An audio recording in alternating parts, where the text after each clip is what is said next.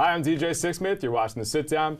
Got a great guest today. It's Corddry from the Unicorn. Look at this guy. Look at how happy he is. What's going on? Good to see you. How you doing, man? Good to see you. Thanks for having me. How's everything right now? Excellent. Got a good thing going on with this show. Ballers just finished out. TV's where it's at, as we were talking about off camera. TV is where it's at. Movies are dead, man.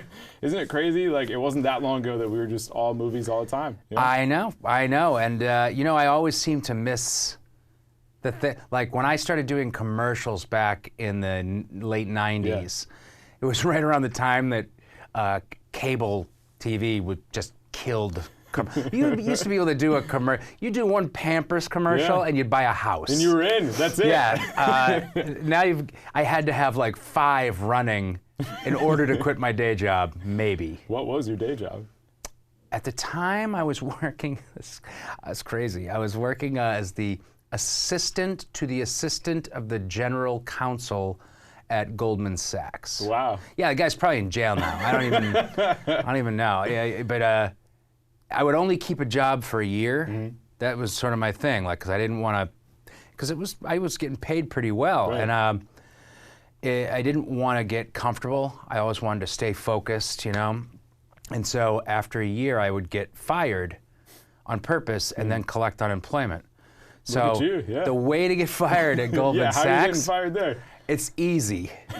If you want to get fired from Goldman Sachs, what you do is, when your boss is facing you in his office, you put your feet up on your desk and you just kind of stare off into space. Real power move there.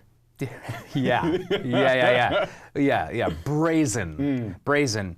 And then that day, he was kind of looking at me quizzically. And then before I left for the day, I just packed up all my stuff because I knew I'd get the call. Yeah. Sure enough, about a half an hour after I got home, like, we won't be needing. I'm so sorry.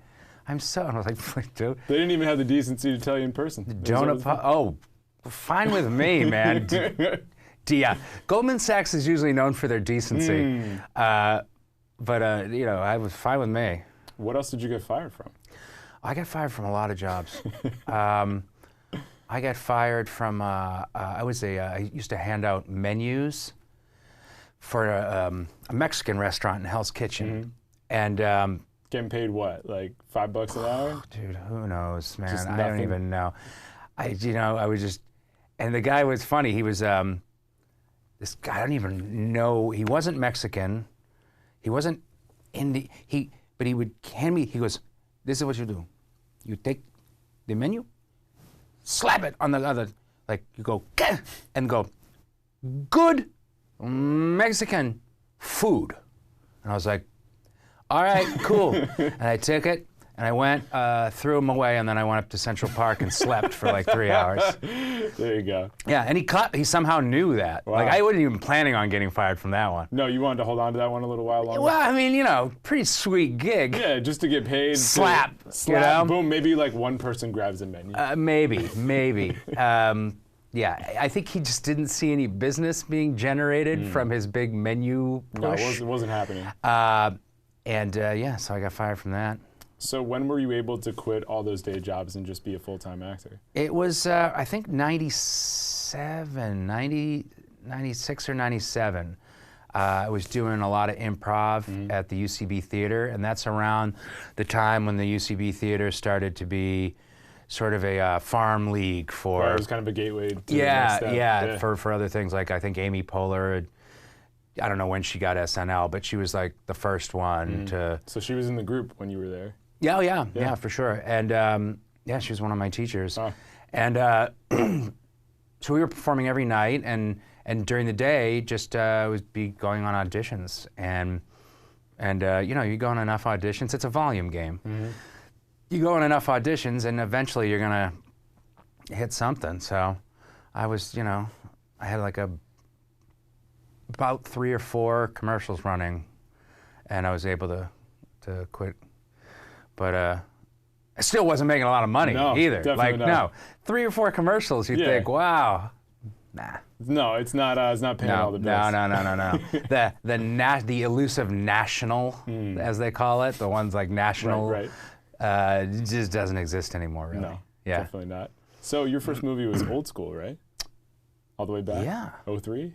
I think so. I think you're right. That was a fun movie. I mean, you had a little role in that one. Think about all the guys that you got to work with there. What do you remember from that experience? Oh, it was awesome, man. I had done a series of commercials with Todd Phillips, the director. Right. Now doing Joker, which is crazy to think all these years later. Hey, right? man. Yeah, right? He's all grown up. And he just called me one day and he was like, I want you to be in this movie. I only got a couple lines for you, but you're going to be in most of the movie. And sure enough, like, yeah, you're hanging out there a long time. I was the guy. Well, what you do is, if you're in this situation, you place yourself on set behind Luke Wilson. That's a smart move. He's camera loves Luke Wilson. So I'm the bald guy behind Luke Wilson, basically. And I did have a scene. I had 2 scenes with lines, and they tested the movie, and they immediately chopped anything one of the old pledges said. They were like, didn't understand what we were doing there. So best to just like keep us in the background, which was fine with me. It was a great experience. And that was the first time you worked with Will Ferrell? First time I worked with Will. I had known Will from the UCB theater. He was friends with a lot of those guys there. So, I didn't know him well, but yeah, definitely the first time I got to work with him. And that relationship worked out well. I mean, Blades of Glory. Blades of Glory, yeah. A couple others. Yeah, that's right, yeah. What's that relationship been like for you all these years? Oh, he's, we're best friends. Talk all the time? I don't know. I mean, like, it's like any relationship you make at a job. It's like you're in it for a little while, and then it's like, if I see it, like you saw Richard Schiff today. Like, exactly. You're able to hang out and talk to him. If I run into Will Ferrell in the street, we'll have a blast. But we have kids and families and jobs, and, there's not a lot of hangout seats. No, definitely. I got a few other priorities. Yeah. We got stuff to do. But I once hosted the GQ Men of the Year Awards, and it was miserable. I wrote all these jokes. They said, you want to roast all these celebrities. Yeah. And so it turns out these celebrities did not want to be roasted. And I was getting, when I say like 0, like crickets, it was the most painful experience ever. Who were you trying to roast? Oh, God. The front table, excuse me. The front table was Ben Affleck and Jennifer Garner, Al Gore, and Leonardo DiCaprio. Oh, man. And then the table behind them were the Jackass guys, who immediately started heckling me. Oh, my gosh. Now, this whole time, every joke dies, except I get one laugh. One laugh in the whole crowd, and that was from Will Ferrell. Because, one, he's a very generous person, and he was just doing his part because he felt bad. He knew what was going on up there for you. And then also, I think he was laughing at how absurdly poorly I was doing. Like, how never seen such a bad show. And so he got a kick out of that too. But I'm sure he did. I owe him I have a debt of gratitude for him. So you've done a bunch of different things in your career. What sticks out to you all these years later? Because I can think of the Hot Tub Time Machine movies. I can think of Ballers. I can think of The Unicorn Now. But what are some of your favorites? Definitely, I mean, the Hot Tub movies were very special to me because, when I met those guys, I didn't know any of those guys before. And at the table read, like Clark Duke and I embraced in a way that people around the table thought we were friends already. Wow. And we just all became, Craig, Clark and I at least, became really fast friends, like brothers. That's awesome. So it was one of those cool experiences where, you don't see people. Right. These guys have stayed, we've stayed close, and it's really, that's special to me. And just shooting those movies was so much fun. Oh my gosh, I mean, you got 2 movies out of that. That must have been a blast. Yeah, we got 2, 1 good one. 1.5. One is one you ran back, you're like, people didn't like that second one as much. Why do you think that was? I don't know, man. I mean, it could have been like, who knew that people needed more Cusack in comedies? I thought we were like, they'll never know he's gone. And That and I don't know. It's just it was probably one of those movies that you should have just left it alone. Like maybe we had finished the story. Well, I don't know. At least you can admit it. Like some people would just be like, "Oh yeah, I don't know what happened." Or, yeah. You know, like, I mean, truly, you never know what happens, right? And like we were saying about movies before, like you can think like, "Oh, this movie is I'm going to win 1 million Oscars for this. This is going to be an important film."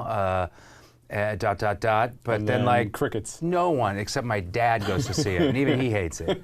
You know, so you never know. Yeah, you just never know. Definitely. How about Ballers? What was that journey like for you? Because your character Joe kind of goes from like he's just starting to fit in, and then like becomes a power player. And you guys are going after the NCAA. The Raiders are coming involved there, going after the NFL. Like pretty wild arc for your character. It was pretty wild, right? Like he was definitely started off as the best friend. You know, the guy who.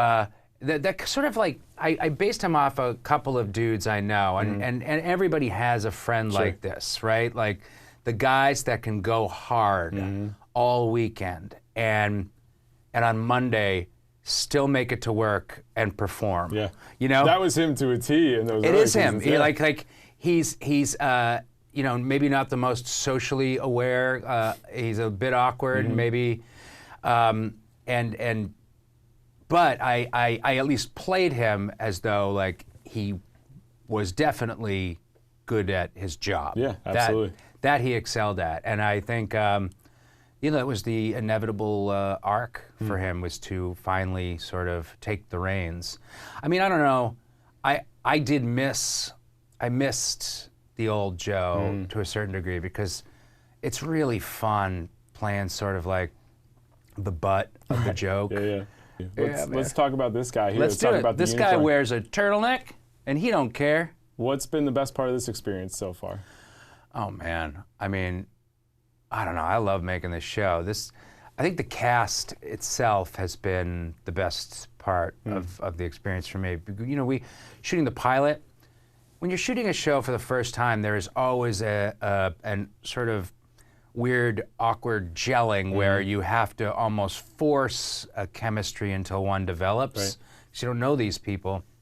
A lot of us happen to know each other. Michaela and I, who plays my wife, Michaela Watkins, and I had played husband and wife before in a movie.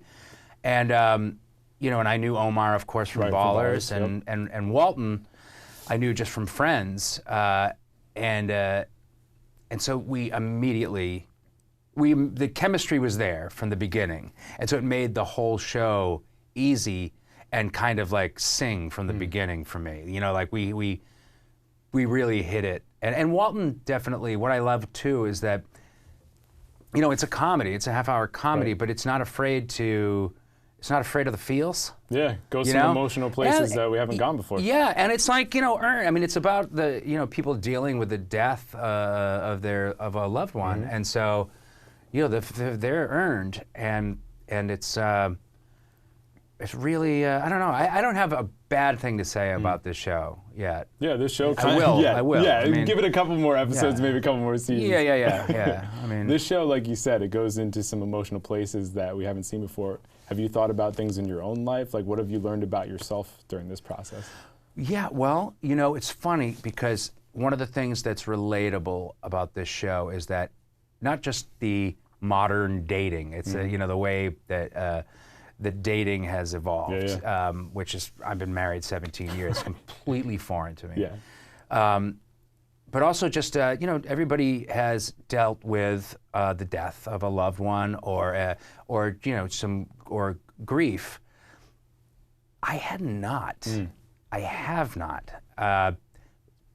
So it's so I'm coming at it from the side of having like experienced it. My wife lost her father when we had first met, right? And experienced it that way, you know? And so it makes me very conscious of how precious our relationships are, and that I'm not immune, you know? And can happen to anybody. Yes. And it just made me think, like, well, what would you do? And what, you know, what would you, how strong are you going to be? How strong can you be? What what's in you. Yeah, definitely. Yeah. So when people check this out, they're going to get some laughs, they're going to get some feels, like you said. Laughs and feels. What are the big thoughts you want them to have when they're watching your character and everybody else interacting, just trying to figure out this next chapter of life? You know, I think basically I'm hoping that they feel what we're feeling, which is that there's a different, for all intents and purposes, a situation comedy, but it's got a different rhythm to it, and that's largely because of Walton, because he comes from such a, dramatic background. He's such a real actor, and he brings like a level of reality to this, which is I haven't seen in a lot. Like, it reminds me of something like 30-something or Parenthood, you know.